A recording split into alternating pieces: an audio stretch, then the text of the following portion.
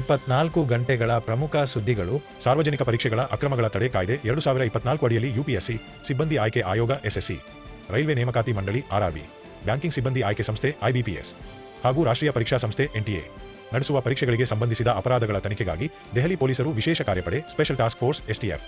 ಭಾರತೀಯ ನಾವಿಕನೊಬ್ಬ ಮೃತಪಟ್ಟು ಕಪ್ಪು ಸಮುದ್ರದಲ್ಲಿ ವ್ಯಾಪಾರ ಹಡಗು ಎಂವಿ ಒಮೋರ್ಫೈ ಮೇಲೆ ನಡೆದ ದಾಳಿಯನ್ನು ಭಾರತ ತೀವ್ರವಾಗಿ ಖಂಡಿಸಿದ್ದು, ಅಂತಾರಾಷ್ಟ್ರೀಯ ಸಮುದ್ರ ಕಾನೂನಿನಡಿ ವ್ಯಾಪಾರ ಹಡಗುಗಳ ಸುರಕ್ಷತೆ ಹಾಗೂ ನೌಕಾಯಾನ ಸ್ವಾತಂತ್ರ್ಯದ ಬಗ್ಗೆ ಗಂಭೀರ ಕಳವಳ ವ್ಯಕ್ತಪಡಿಸಿದೆ.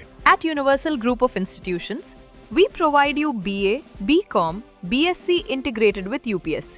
ಭಾರತೀಯ ವಿಜ್ಞಾನಿಗಳು ಸುಲಭವಾಗಿ ಲಭ್ಯವಾಗುವ ಸತು, ಜಿಂಕ್ ಮತ್ತು ವಾತಾವರಣದಲ್ಲಿರುವ ಆಮ್ಲಜನಕ ಆಕ್ಸಿಜನ್ ಬಳಸಿ ಕಡಿಮೆ ವೆಚ್ಚದ ಜಿಂಕ್ ಏರ್ ಬ್ಯಾಟರಿಗಳನ್ನು ಅಭಿವೃದ್ಧಿಪಡಿಸಿದ್ದಾರೆ.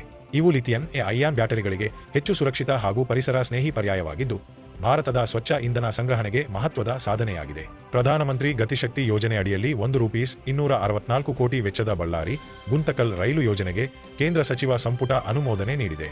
ಈ ಯೋಜನೆಯಡಿ 46 ಕಿಮೀ ಹೊಸ ರೈಲು ಮಾರ್ಗ ನಿರ್ಮಾಣವಾಗಲಿದ್ದು, ಕರ್ನಾಟಕ ಆಂಧ್ರಪ್ರದೇಶ ನಡುವೆ ವರ್ಷಕ್ಕೆ 16.22 ಮಿಲಿಯನ್ ಟನ್ ಸರಕು ಸಾಗಣೆ ಸಾಮರ್ಥ್ಯ ಹೆಚ್ಚಲಿದೆ.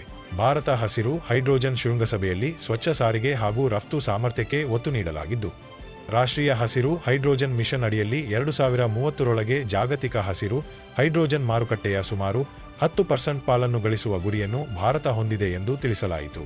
ಭಾರತ ಮತ್ತು ರೊಮೇನಿಯಾ ವಿಜ್ಞಾನ, ಶಿಕ್ಷಣ ಹಾಗೂ ಕ್ರೀಡಾ ಕ್ಷೇತ್ರಗಳಲ್ಲಿ ಮಹತ್ವದ ಒಪ್ಪಂದಗಳಿಗೆ ಸಹಿ ಹಾಕಿದ್ದು, ಕೃತಕ ಬುದ್ಧಿಮತ್ತೆ ಎಐ, ಹಸಿರು ಹೈಡ್ರೋಜನ್ ಹಾಗೂ ಡಿಜಿಟಲ್ ಸಾರ್ವಜನಿಕ ಮೂಲಸೌಕರ್ಯ ಡಿಪಿಐ ಕ್ಷೇತ್ರಗಳಲ್ಲಿ ಸಹಕಾರವನ್ನು ವಿಸ್ತರಿಸುವ ಮೂಲಕ ಯುರೋಪಿನೊಂದಿಗೆ ಭಾರತದ ಕಾರ್ಯತಂತ್ರದ ಪಾಲುದಾರಿಕೆಯನ್ನು ಮತ್ತಷ್ಟು ಬಲಪಡಿಸಿವೆ.